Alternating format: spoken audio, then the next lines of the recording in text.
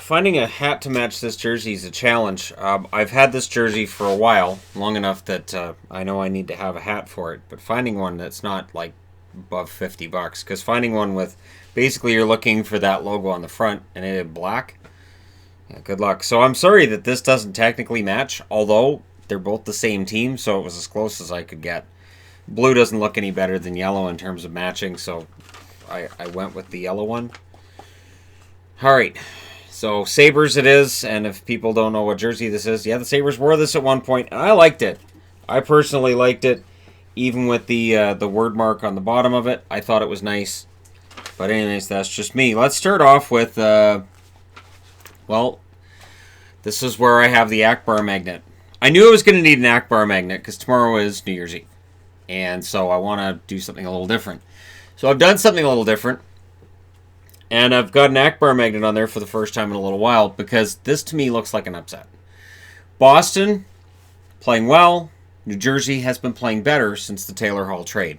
Now, I compared records after New Year's Eve for every year, 2017, 2018, and then I've included this year's record as we enter New Year's Eve. So on the Boston front, they were 20-10-6 in 2017, 21-14-4 in 2018, 24-7-9 in 2019. So similar records, way more overtime loss points. Boston's got a ton of them. They're going to get like 20 of them this year. And I'm just as mad as anybody else about the idea that a team could have 20 overtime loss points and get home ice out of it. This just, anyways. On the New Jersey side of things, they were 22-10-6 in 2017, 15-16-7 in 2018, and this year they are 13-19-6. So right now they have the worst record they've had over the last 3 years. Boston technically is the best record they've had over the last 3 years. And we'll see if they can start building up some more wins on this record. Versus the Metro, Boston 7-1-3, and in December they're 6-4-4. So they've won 6 out of 14. On the New Jersey front, they're 4-6-2 against the Atlantic, and in December they are 4-7-2. So they've won 4 out of 13. So it's been a bit of a slog, but it has got better for New Jersey since the Hall trade. I think it's just that uncertainty being out of the room. I don't think it's necessarily, Hall's gone, yay, we can finally win. No, I think it's just that uncertainty is gone. But I do still see an upset coming tomorrow. Scoring over the last 10 games is what I used for the preview for tomorrow. Bergeron, 9 goals, 2 assists for 11 points in their last 10. Pastrnak, 4 goals, 11 assists. Marchand, 1 goal, 13 assists. DeBrusk, 5 goals, 2 assists. His goal scoring has definitely got better over the last little while. On the blue line, it is sparse because McAvoy and Krug aren't playing, which is another reason why I think New Jersey can pull off an upset. Carlo with 2 goals in their last 10 and Chara with 1 assist. In net, Halak will be starting. He's 2-1-1 with a .920 save percentage over their last 10. Rask is 2-2-2 with a .902 save percentage. On the New Jersey side of things, Palmieri, 5 goals, 4 assists over their last 9. Gusev, 2 goals, 7 assists. Hischier, 3 goals, 3 assists. Hughes with 2 goals and 3 assists. Vatanen, a goal and 8 assists. And Severson on the blue line with a goal and 4 assists. In net, it will be Blackwood. He's 4-2-1 with a .922 save percentage over their last 10. Gilles Sen, it looks like is still their backup. 0-1 with a .902 save percentage over their last 10. So we'll see how that goes for them. But I do kind of like New Jersey in this one. I know. I'm a terrible Bruins fan, all that other. I've heard it before. Next up, the Islanders in against Washington. And much like this one, it will be starting at 10 o'clock Pacific, 1 o'clock Eastern. So the games start early. The Islanders have had pretty good starts over the last 3 years. In 2017, by New Year's Eve, they were 20-15-4. 2018, they were 21-13-4. And this year, they're 24-10-3. So gradually getting better every year. On the Washington side, they're just excellent no matter what year you look at. 2017, they were 24-13-3. 2018, 24-11-3. And this year, they're 27-8-5. So they just seem to be getting better. Now, versus the Metro Division, the Islanders are 6-3-1. And in December, they're 7-5-1. I was very surprised at how many teams have really good records in December. And I thought, yeah, this is why power rankings turn ugly. On the Washington front, they're 5-4-1 against the Metro.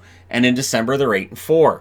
So scoring over their last 10 games, Barzal, 5 goals, 4 assists for the Islanders. Lee, 4 goals, 4 assists. Brock Nelson also has 4 goals and 4 assists.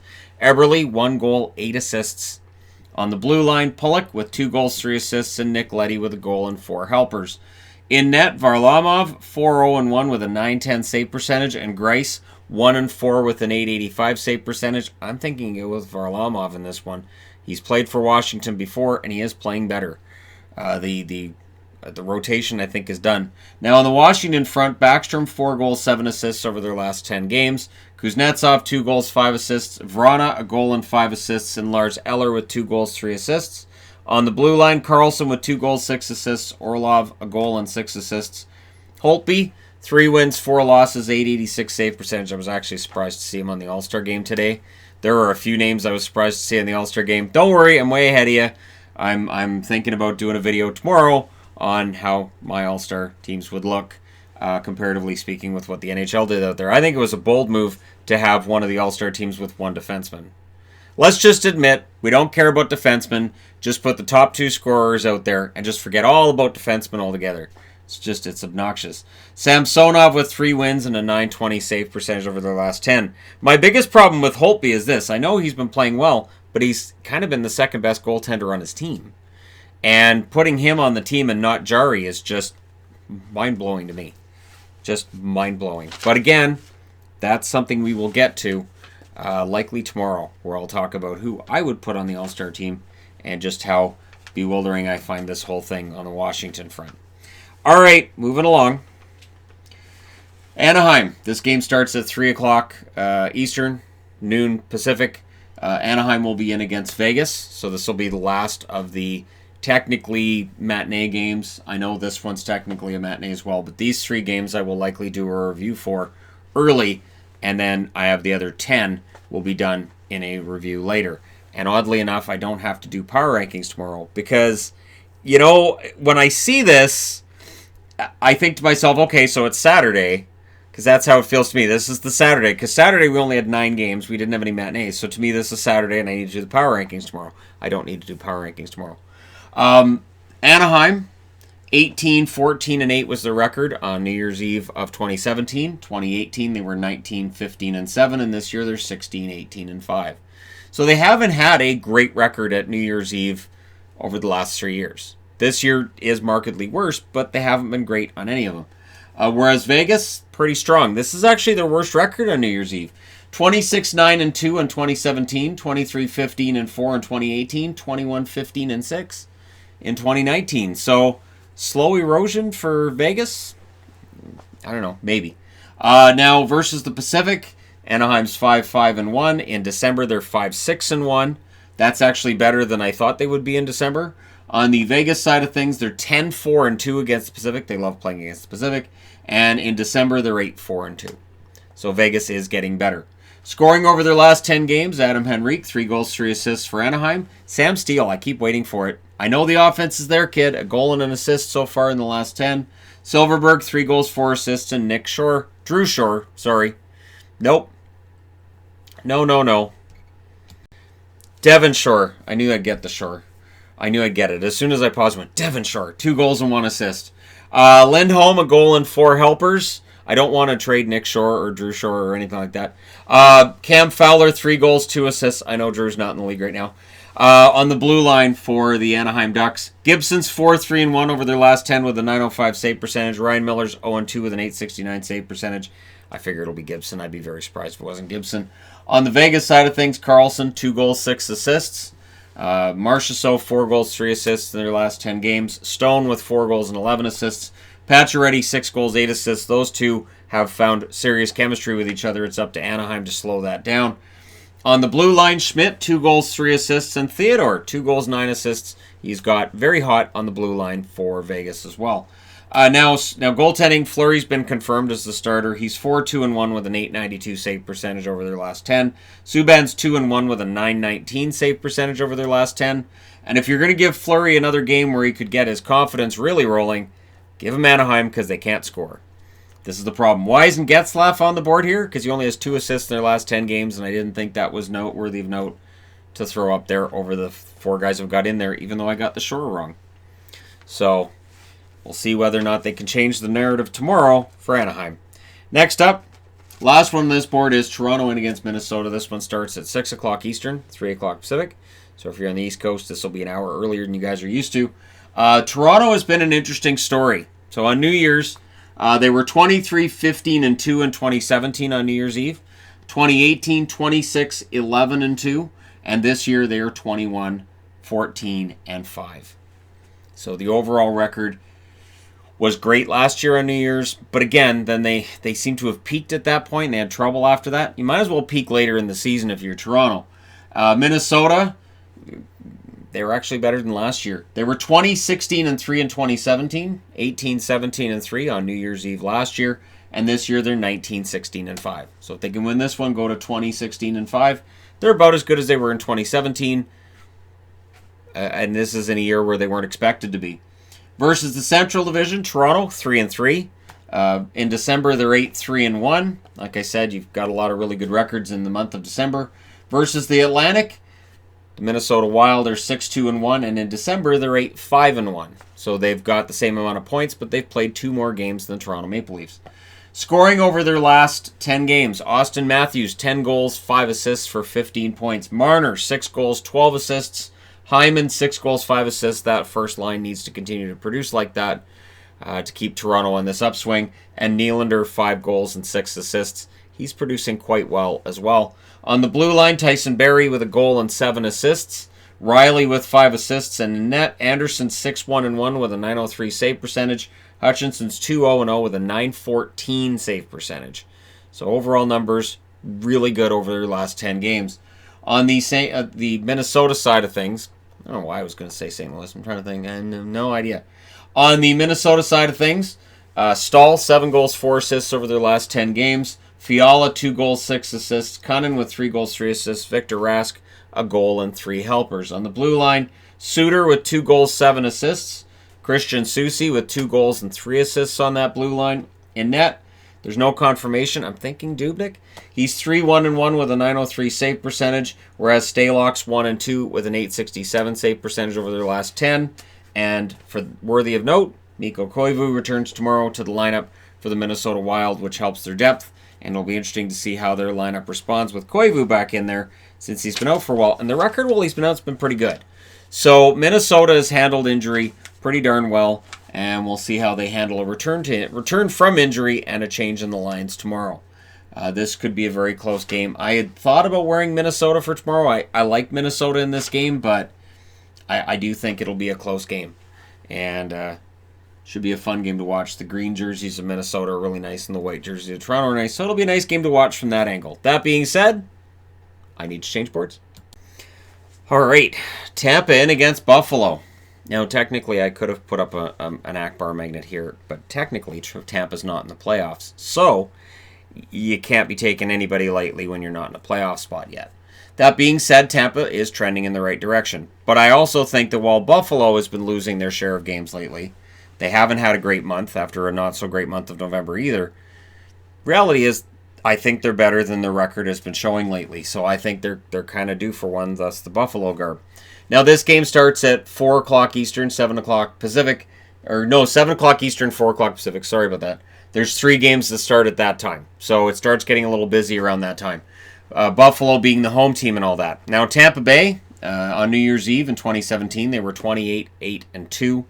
31, 7, and 2 in 2018. So we're really spoiled when it comes to the Tampa Bay Lightning. So this record of 20, 13, and 4 looks kind of pedestrian.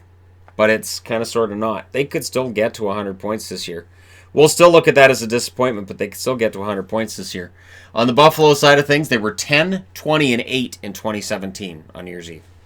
10, 20, and 8. That was a brutal year. I remember Buffalo and Arizona were both mathematically eliminated from the playoffs by about the end of October, I think.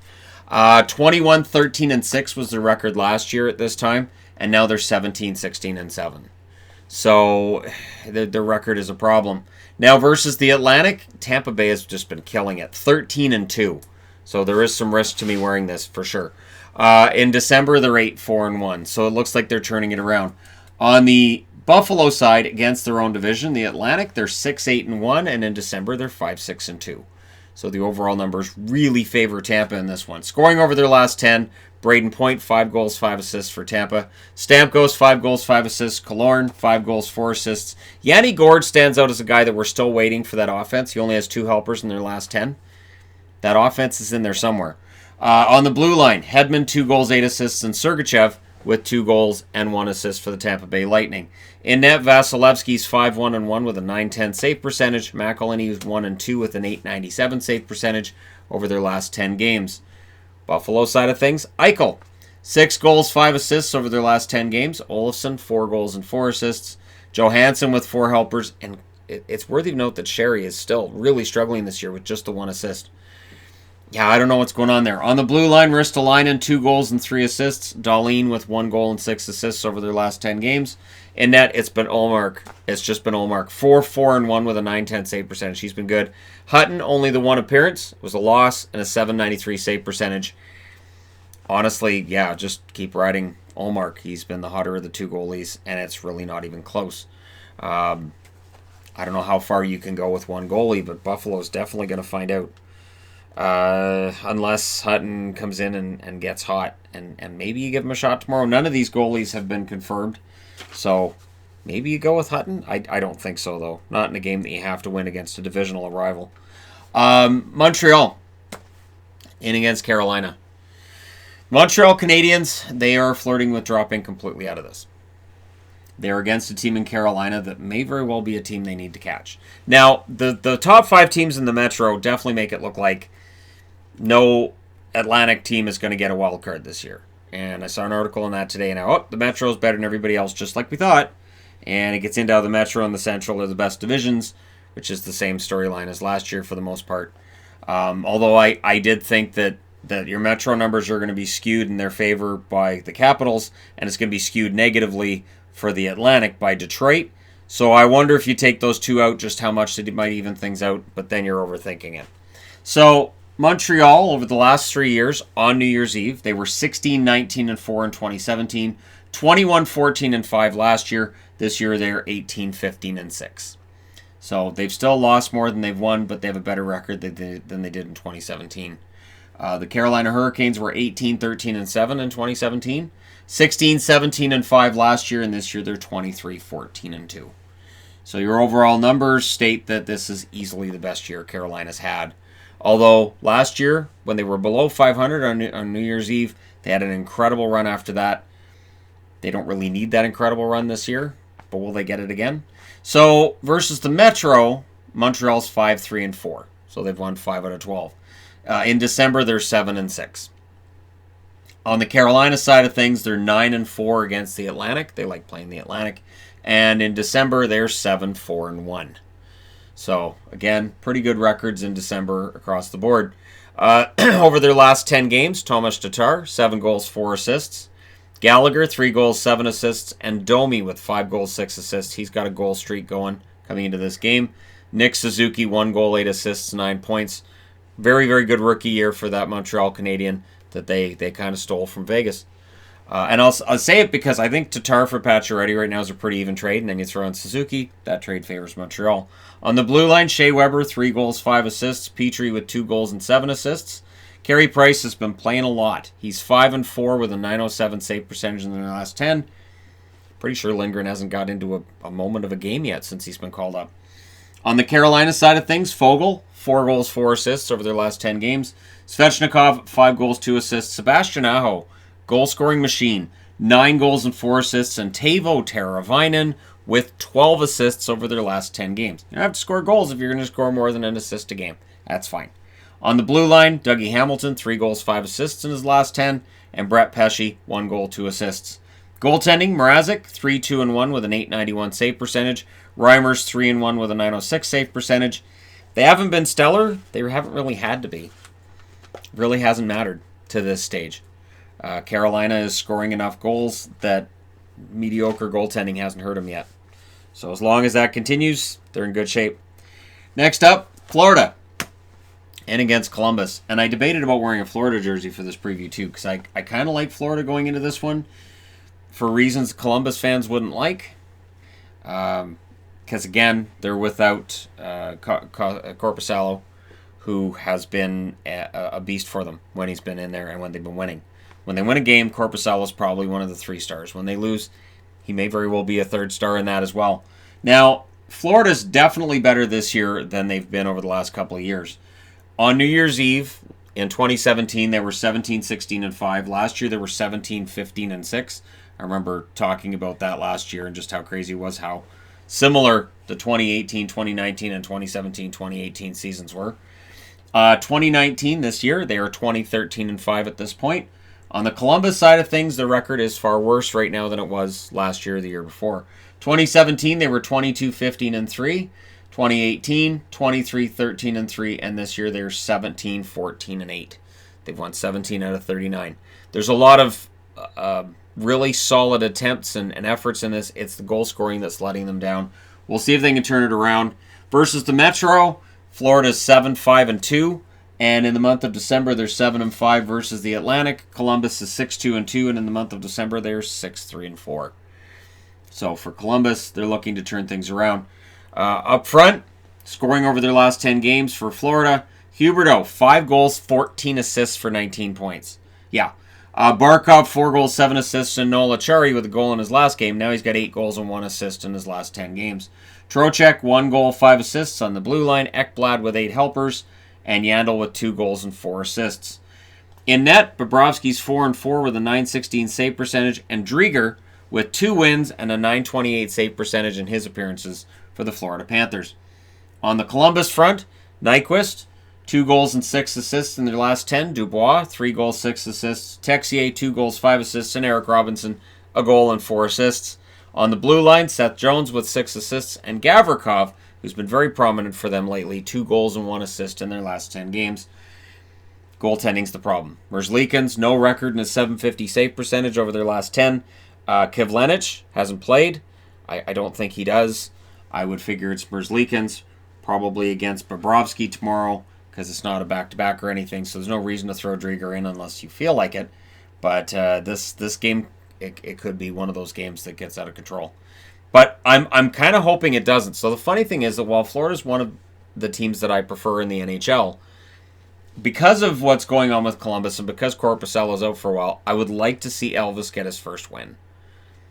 I would like that. I don't know that I see that tomorrow, but I would like it. That would actually be kind of sort of nice to see. So we'll see whether or not we get that. All right, moving along. San Jose in against Detroit.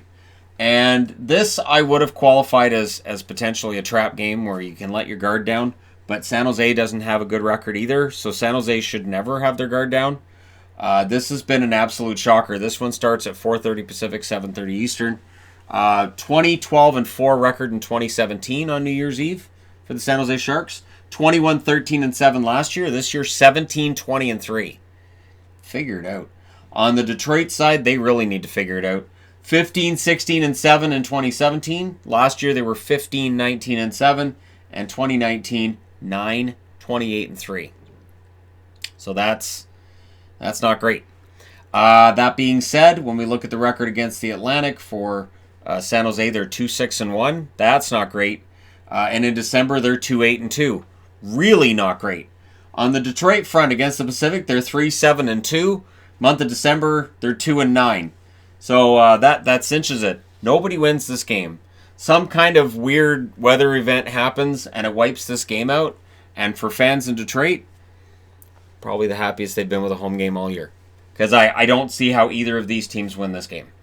I don't. You look at the record in December, you look at the records against the other division, I don't see how either team wins the game. So there's your trap right there. Nobody's going to win. Now, scoring over their last 10, Logan Couture, 3 goals and 1 assist for the San Jose Sharks. Kane, a goal and 4 assists. Meyer with 5 goals, 2 assists. Thornton, a goal and 4 assists. So Joe Thornton does have a goal now. Burns, 1 goal, 4 assists. And Erik Karlsson with a goal and 5 helpers. In net, Jones, 1 and 5 with an .886 save percentage. And Dell, 1, 2, and 1 with a .904 save percentage. There's an issue with scoring right now in San Jose. Now, on the Detroit side of things, Bertuzzi, 4 goals, 2 assists. He's going to the All-Star game. I'm sure that will have mixed reaction from people. Zadina, 3 goals and 4 assists. Fabry, 4 goals and 3 assists for him. And Nielsen, a goal and 2 assists. He seems to be heating up. On the blue line, Green with a goal and an assist. And Hronik, 2 goals and 6 assists for Detroit. In net, Bernier is 2 and 3 with a .925 save percentage. That's pretty good. And Howard's 0-5-1 with an .878 save percentage over the last 10 he's been on the roster for. That's not good. And so I would expect Bernier, kind of expect Jones, but they should go with Dell. I don't know. It's against Detroit, so do you put in the guy who's the better goalie right now, which would be Dell, or do you put in the guy who desperately needs a win and some saves? That'd be Jones. I don't know, but San Jose is really flirting with being completely and totally out of this race. That being said, I need to change boards. You can tell when we get to around the middle of the season because commercials, the music from commercials gets stuck in my head. It's obnoxious. And you get tired, by around this time of the year, you get tired of all of the same commercials over and over and over again. And if you watch games every day, it doesn't matter how many you watch, you guys know what I'm talking about, especially Sportsnet. There are some really obnoxious commercials. I used to get mad at what I called Canadian commercials. Canadian commercials usually had some lame song in them, and they'd have some kind of a little bit of a hook, but they weren't entertaining like American commercials. So I used to say it was like the McCain-Fries rule, which was they're not allowed to be entertaining, but they still get stuck in your head. Whereas American commercials, at least you have amazing Geico commercials, which are just like the greatest thing in the world. Oh no, I guess there's a wall there now. There's a wall there now, that's too bad. Just every Geico commercial sticks in your head, but it's good. They're good. Somebody's going to use this timestamp and they're going to be like, what the hell's going on? What did I jump into? Winnipeg is in against Colorado. This game starts at 5 o'clock Pacific, 8 o'clock Eastern. It's the only one starting at that time. And then we got 4 starting at 6 o'clock Pacific, 9 o'clock Eastern. That way all the games are done before midnight on the East Coast. Although, sadly, I will not be able to post my review video before midnight on the East Coast. I apologize for that. And, yeah, so you can all go out and have your New Year's, whatever it is. New Year's sucks if you're alone. Just throwing that out there. Again, somebody's going to be like, what did I jump into? So Winnipeg, over the last 3 years on New Year's Eve, pretty good record. 23-11-6 in 2017, 25-12-2 in 2018, and this year, 21-15-3. So it is the worst record, but we expected it to be worse than this, let's be honest. On the Colorado side, this is their best record they've had on a New Year's Eve recently. 2017, they were 19-16-3. 2018, they were 19-13-8. This is when they were in that major nosedive. And 23-12-4 is their record right now. Versus the Central, Winnipeg 6-4-2 in the month of December. They're 5-5-2. Versus the Central, Colorado is 6-7-1, and in the month of December, they're 7-4-2. So it's been a bit of a struggle for Colorado lately, but it's still been a pretty good month. So they're trying to really salvage it with this win tomorrow night at home against the Winnipeg Jets, should they be able to secure that. The Winnipeg Jets, on the other hand, want to ruin that party really quick. Scoring over their last 10, Mark Scheifele, 6 goals, 7 assists. He is their leader. Wheeler, 4 goals, 7 assists. He's their captain. Connor, 6 goals and 4 assists. I think he's their best goal scorer. No offense to Patrick Laine, but I think right now Connor's their best goal scorer. And Lowry, 2 goals and 3 assists. He's a very underrated and underspoken of player for the Winnipeg Jets. On the blue line, Morrissey with 6 helpers over their last 10, and Pionk, 9 assists.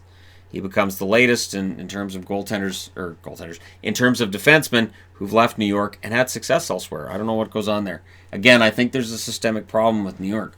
In net, Hellebuck, 3-4-1 with an .891 save percentage over their last 10. Brossois 1-1 with an .897 save percentage. It is not a coincidence that Hellebuck's numbers have become kind of pedestrian and their record has suffered. Hellebuck was really dragging him along for quite a while there, and now that his play's kind of slumped, the whole team seems to be on the downswing. Colorado, McKinnon, 4 goals and 7 assists over their last 10 games. Rantanen, 5 goals, 3 assists. Donskoy, who has been ice cold lately, a goal and 2 assists for him. He'll pull out of it. He's not a guy who's going to score 60, 70 points in a season, but he should be able to score 45, 50. Burakovsky also has been cold lately with a goal and an assist. On the blue line, Girard with 4 helpers, and Graves, 2 goals and 3 assists over their last 10 games. Grubauer's 0-3-1 with a .917 save percentage over that stretch. Francouz is 4-1-1 with a .920 save percentage. He is their starter now. I do believe that Francouz is the starter, and he may not relinquish that role for a while. Okay, moving along. Chicago in against Calgary. And again, this starts the 6 o'clock Pacific, 9 o'clock Eastern games. And this is one Calgary's got to be concerned about. So they got passed by Vancouver in the loss they took last night. And now tomorrow, they're up against a Chicago team that's kind of hungry, and they're flirting with being back in the race. Now, it's interesting looking at the records Chicago's had on New Year's Eve over the last 3 years. They were 18-14-6 in 2017, 15-20-6 in 2018, and they're 17-17-6 now. Now, of course, 2017, that was where Corey Crawford gets hurt, and they fall apart. 2018, we're still dealing with a lot of Crawford injuries, and this year, Crawford just hasn't been playing particularly well. On the Calgary side of things, 19-16-4 was the record in 2017. 24-12-4 was the record in 2018, and this year, 20-16-5. So that tells you Calgary's playing not as well as you might want them to, but they're right around where they were in 2017 at this time. Not that they made the playoffs that year. Now, versus the Pacific, Chicago's 5-4-3, and in the month of December, they're 7-6-1. Calgary's 4-5-2 versus the Central. Month of December, they're 7-4-1. So this is where Chicago's got to pick it up. If you go 500 in every month, you're not going to make the playoffs. You have to be above 500 each month.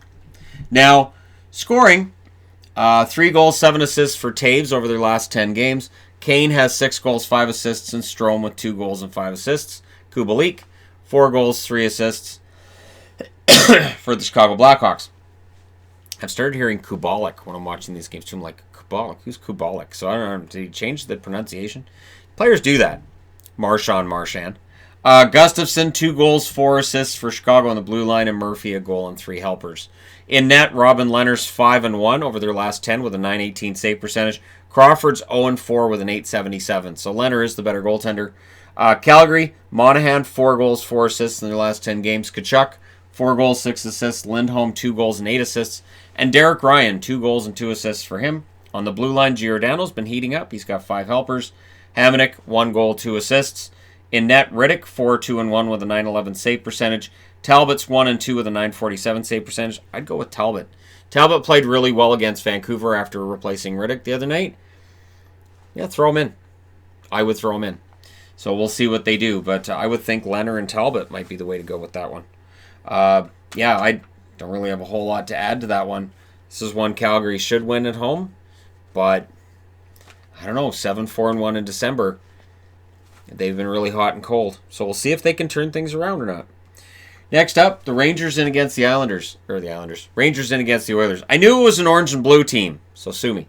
So the Rangers in against the Edmonton Oilers. It'd be a shame if the Islanders had to play 2 games the same night during the regular season. It's not our problem. Schedule maker. It's not human anymore. What can we do?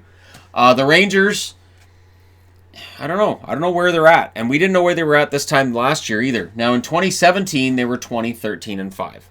2018, they were 17-14-7. So they were above 500. So do they sell, do they not? And the answer was yes. They're 19-15-4 right now. So are they going to sell? We don't know the answer yet. It's probably going to be yes.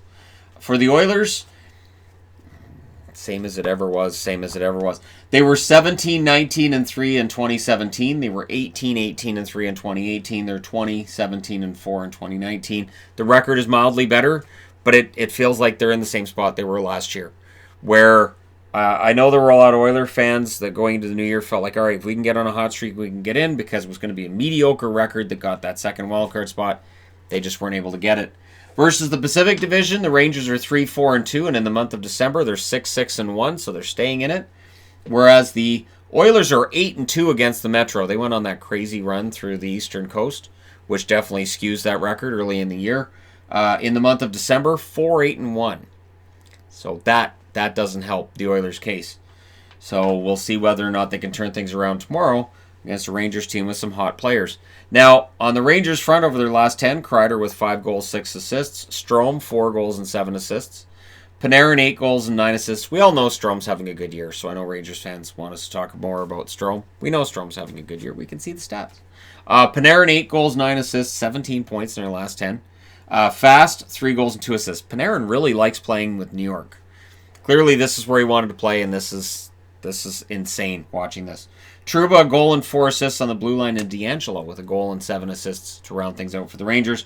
Georgiev will start. He's 3-2 with a .904 save percentage over their last 10. Lundqvist is 2-1 with a .912 save percentage. Georgiev's the starter. And as far as I'm concerned, Georgiev's earned the right to be the starter for next year going forward, and then you just bring in Shesterkin, I guess, as the backup or whoever, and Georgiev can be the starter, and then you can have that fight next year. But I do think this is Lundqvist probably his last year. Now, on the Oilers side of things, McDavid, 3 goals and 8 assists for 11 points over their last 10. James Neal, 2 goals and an assist. So a lot of people focus on how many goals he has overall. It's been cold for him for a while. Draisaitl, 3 goals, 5 assists, and Nugent Hopkins with 2 goals and 2 assists in the last 10 games he's been in. Nurse, 6 assists on the blue line. He's quietly having a good year. Oscar Klefbom, 2 goals and 2 assists. Koskinen's 2-5 with a .900 save percentage. And Smith, 0-2-1 with an .825 save percentage. Things for Edmonton have been ugly. And I would think you go with Koskinen tomorrow.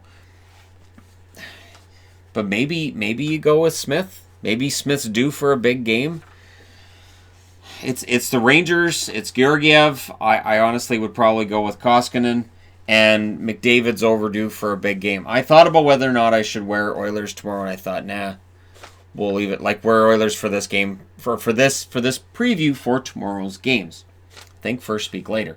And I couldn't figure out whether or not I actually think they can beat the Rangers tomorrow or not, because they've had their struggles lately. All right, moving along. St. Louis. So this train that's won 8 in a row just keeps chugging down the track. And now they got Arizona in their sights. Now, Arizona's not a team that's in the division. But it's a team that's been on a bit of a downswing. They have trouble scoring. St. Louis doesn't really allow goals. Not very often. This could be an ugly one. Let's get into the numbers. St. Louis is having an amazing year right now. Now, in the month of 2017, they were 24-15-2 on New Year's Eve. Last year, famously, they were 15-18-4. This year, they're 26-8-6. Do you know what that tells me? Last year on New Year's Eve, that was the aberration, not the comeback. The aberration was them being down. On the Arizona side of things, oh my God, was it bad 2 years ago. 9-27-5. And that was after everything was wrong with Arizona. There was nothing going right for them through the first, I want to say, 20 games of the year. It was miserable. That 9-27-5 was a pretty good record considering how they started the season. Last year, at this time, they were 17-20-2, so things were better.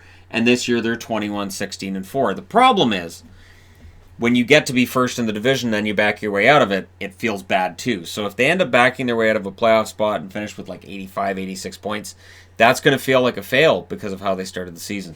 Scoring over there, nope, not yet. We're not there yet, Shannon. Versus the Pacific Division, St. Louis is 9-1-2. And in the month of December, they're 9-3, including this recent current 8-game winning streak. On the Arizona front, they're 6-5-1 against the Central, and they're only 6-7 in the month of December. It has been a bit of a slog for them. Now, scoring over their last 10 games, now we're there. Jaden Schwartz, 5 goals, 7 assists. He's already got more goals this year than he had all of last season. O'Reilly, 2 goals, 6 assists. Perron, 5 goals, 7 assists, 12 points over their last 10. And Robert Thomas, 2 goals, 6 assists. He's starting to realize that offensive potential we all knew he had. On the blue line, Pietrangelo, 4 goals, 7 assists. Dunn, 2 goals and 3 assists as well. In net, Bennington 6-1 with a .903 save percentage. Allen's 2-1 with a .941 save percentage. It doesn't really matter who you put in net here. On the Arizona side of things, Dvorak's got 1 goal and 5 assists over their last 10. Schmaltz, 1 goal, 10 assists for 11 points. Keller's got 5 goals, 5 assists for 10 points. Kessel has 2 goals, 2 assists. They need Phil Kessel to score more. They need more from him than they've been getting. On the blue line, Ekman Larson, 2 goals, 4 assists. Chychrun, 4 goals and 1 assist. Ronta has 1 win, 4 losses for an .879 save percentage over their last 10. And Hill had that 1 relief appearance, .949 save percentage. I would start Hill in this game, to be honest. But then again, I like Aiden Hill. I know, there's other people that probably don't, but I like Aiden Hill. I think he's a decent enough player, and I think that he's capable of having these brief hot streaks. He fell off last year, but he did have a hot streak for a while when he first went in the net. Maybe he'll be that guy that we always think he's probably better than what he actually is. But anyways, there you go. I need to change boards one last time.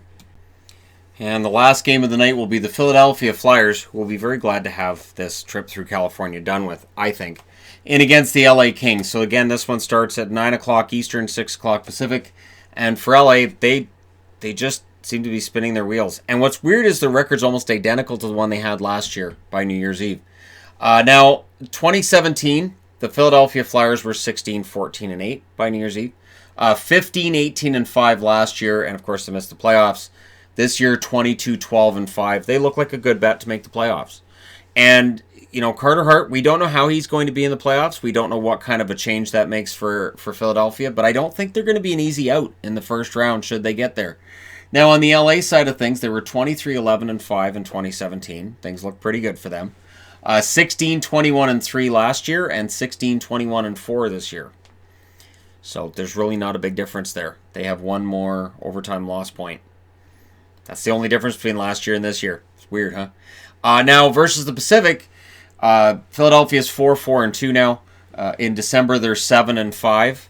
Whereas the LA Kings, 2-2-2 against the Metro. And in December, they're 5-7-2. Over their last 10 games, Couturier, 2 goals, 6 assists. Voracek, also 2 goals, 6 assists. Van Riemsdyk, 6 goals and 5 helpers. So I said when Lindblom went out, somebody would have to step up and fill that void with the goal scoring. So far, it's been James Van Riemsdyk. Kevin Hayes has done his job as well. 4 goals, 5 assists, 9 points. He's been excellent over the last few weeks. Now, on the LA's front, the Kopitar line has him running it with 4 goals, 2 assists. Toffoli, 4 goals and 5 assists. Kempe has 4 goals and 2 assists. And Jeff Carter, 4 goals, 4 assists. He's on a hot swing again. Now, on the blue line, Provorov has 3 goals and 2 assists for Philly. Sanheim has 2 goals and 3 assists. On the LA side, Doughty has 5 helpers and Walker has 3 helpers over their last 10 games. Goaltending, I would think Hart starts. He's 4-3 with a .911 save percentage over their last 10. Elliott's 2-1 with an .861 save percentage. On the LA side, they're 3-3-1 with Quick with a .916 save percentage, and with Campbell, 2-0-1 with a .908 save percentage. The goaltending is getting better for LA. The overall story is sort of getting better, but they're 5 games below the NHL 500 with 16-21-4 as their record. They need to string together, I would say, 5 or 6 wins to really seriously be back into it. And they would need to start tomorrow. So for Philadelphia, like I said, I get the feeling they want the California part of the trip to be done. And tomorrow night it comes to an end. So there you go. You guys are all ready for the New Year's Eve. I hope everybody has some big celebrations planned. And if you don't, good. I almost never celebrated New Year's Eve ever. It's a day, I always found it weird. I've never been a big fan of the whole, you got to stay up till midnight and kiss your sweetheart. Nah. I just say, you know what, it's midnight somewhere at 6 o'clock. There you go. I'm going to bed because I'm really tired. I would have, especially when I worked at my old job, it would be like, you know, I'm really bloody tired. I got to get up for 4 in the morning tomorrow because we're working on New Year's. That would happen at times, and I'd be like, you know what, I'm working, so I'm not staying up till midnight, so no. It'd be, why don't you stay up? Because I'm not gonna. If you love me, you'd stay up. Well, you have your answer. I'm going to bed. So yeah, so that's that in a nutshell. So if you're not feeling very festive about New Year's, I would normally be right there with you. I have every intention of resting up today and watching a lot of hockey tomorrow, and we'll see if I feel festive tomorrow night or not. So anyways, there you go. Let me know your thoughts as always. Don't forget to hit like and subscribe if you're browsing your way through. You just happened upon this video, and hey, thank you guys so much for watching. Oh, you want to know the playoff matchups? Well, right now, if the playoffs started today, we'd have the Capitals against the Hurricanes. Pittsburgh would have home ice against the Islanders, which is insane considering how many players they've been missing. Boston would be against Philly. That'd be a great matchup. Toronto would be against Florida. Tampa's just outside that picture. In the West, you'd have St. Louis and Calgary. Yes, please. Colorado would be at home against Dallas. Vegas would play Winnipeg. That'd be a great one. And Vancouver would have home ice against Arizona. Okay. Oilers are just outside the picture, but they've got Minnesota and Nashville breathing down their necks. Chicago's just outside here. And then Anaheim, San Jose, and LA round out the West. Now you're all caught up. Thank you guys so much for all your support. I will talk to you again soon.